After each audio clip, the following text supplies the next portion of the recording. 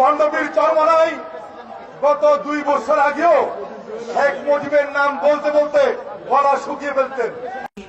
মরহুম শেখ মুজিবুর রহমান সহ জাতীয় নেতৃবৃন্দের প্রতি শ্রদ্ধা নিবেদন। শেখ মুজিব ছিল একজন মানুষ এবং একজন মানুষ ছিল বলেই সে মারা যাবার পরে সেই জন্যই যখন তার এলাকায় আমি গিয়েছিলাম তার কবর আমি জিয়ারত করেছিলাম যে সে একজন মানুষ এবং সে একজন মুসলমান মানুষ ছিল, সেই জন্যই তার কবর আমি জিয়ারত করেছিলাম।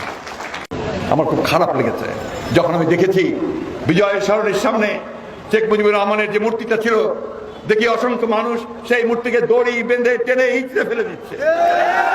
খারাপ লেগেছে কেন? তিনি তো আমাদের নেতা ছিলেন, তাই না? আপনারা শান যে দেশে বঙ্গবন্ধুর মতো একজন মহান নেতা, হায় রে হায় বাংলাদেশ, হায় রে হায় বাঙালি জাতি।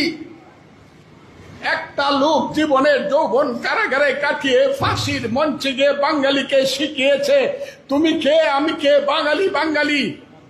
যে লোকটা একটা আঙ্গুল তুলা দিলে পরে 7.5 কোটি মানুষ এক কাতারে এসে দাঁড়াতো, যে লোকটার আঙ্গুলে হেলনে দেশে মুক্তিযুদ্ধ হয়েছে, সেই লোকটার বাড়ি আগুন দিয়ে পুড়ে দিলেন।